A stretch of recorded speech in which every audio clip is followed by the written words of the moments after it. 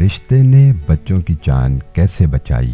جی ہاں، یہ بھی ایک سچا واقعہ ہے۔ یہ ویڈیو پوری دیکھیے، ہو سکتا ہے کہ آپ کو بھی ایسا کوئی فرشتہ نظر آ جائے، اور اپنے کمنٹ سے اس کہانی کے بارے میں ہمیں ضرور آگاہ کیجیے۔ یہ واقعہ ایک ایسے شخص کے بارے میں ہے جس کو نئی ملازمت ملی تھی۔ آئیے اسی کی زبانی یہ واقعہ سنتے ہیں۔ آج مجھے اپنی زندگی کی پہلی کمائی ملنے والی تھی۔ 3 ماہ کی تنخواہ ایک ساتھ ملی اور ساتھ چھٹی بھی مل گئی۔ گھر پہنچا تو عید کا سماں تھا۔ ماں باپ بہن بھائی سب بہت خوش تھے۔ میں نے ساری رقم والدہ کے ہاتھ پر رکھ دی۔ والدہ نے رقم کا تیسرا حصہ اللہ کی راہ میں خرچ کرنے کی نیت سے علیحدہ کیا اور کہا کہ اس رقم سے ایک بیوہ عورت کے گھر راشن خرید کر پہنچا دینا، جو دور ایک محلے میں رہتی تھی۔ میں اسی وقت گیا اور راشن خرید کر لایا۔ گھر میں میرے لیے پرتکلف طعام کا انتظام کیا گیا تھا۔ بہن بھائیوں کے ساتھ مل کر لذیذ کھانوں کے مزے اڑائے اور سفر کی تھکاوٹ دور کرنے کی غرض سے رضائی میں گھس گیا۔ آنکھیں نیند سے بوجھل ہو رہی تھیں کہ اچانک اس بیوہ عورت اور اس کی یتیم بچوں کا خیال آیا۔ ارادہ کیا کہ ابھی جاؤں اور سامان پہنچا آؤں۔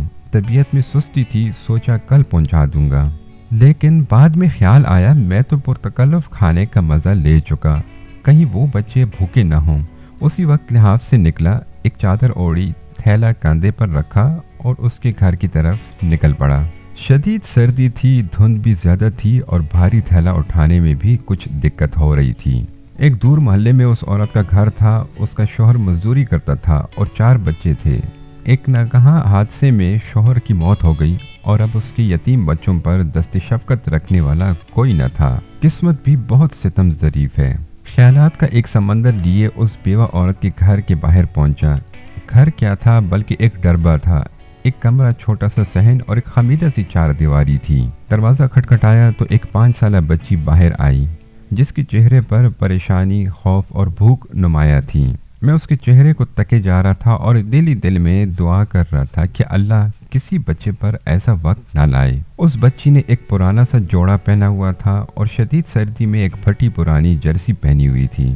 پاؤں برہنہ تھے، وہ بھی اس سردی میں کہ پیروں کو جما کے رکھ دے۔ میں نے کچھ کہے سنے بغیر راشن والا تھیلا زمین پر رکھا۔ تھیلے کو دیکھتے ہی وہ بولی، کیا اس میں کھانے کا سامان ہے؟ یہ سننا تھا کہ میں حیران ہو گیا۔ ایک بار پھر اس نے یہی سوال دہرایا۔ میں نے مثبت انداز میں سر ہلایا۔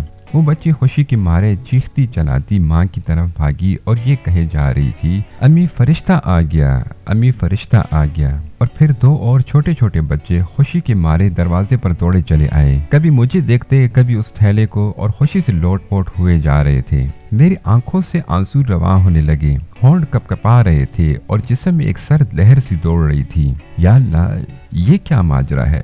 کیوں یہ بچے مجھ گناہگار کو فرشتہ سمجھ بیٹھے ہیں؟ انہی سوچوں میں غلطاں تھا کہ ایک خاتون جو ان کی ماں تھی دروازے پر آئی اور دروازے کی اوٹ میں کھڑے ہو کر روحانسی آواز میں یہ کہنے لگی، میرے بچے 2 دن سے بھوکے تھے، غیرت گوارا نہیں کرتی کہ کسی کے آگے ہاتھ پھیلاؤں۔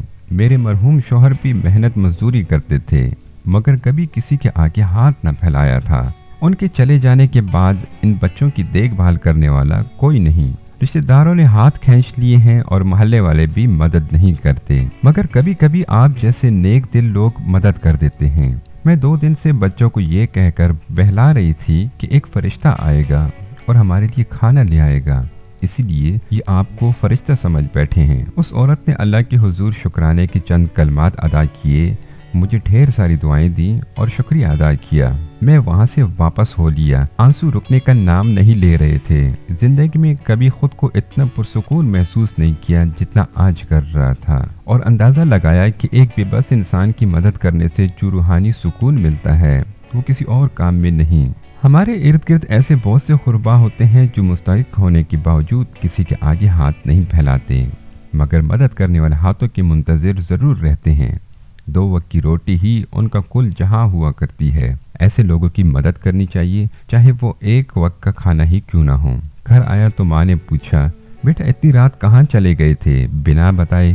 میں بے ساختہ بولا، فرشتہ بننے گیا تھا۔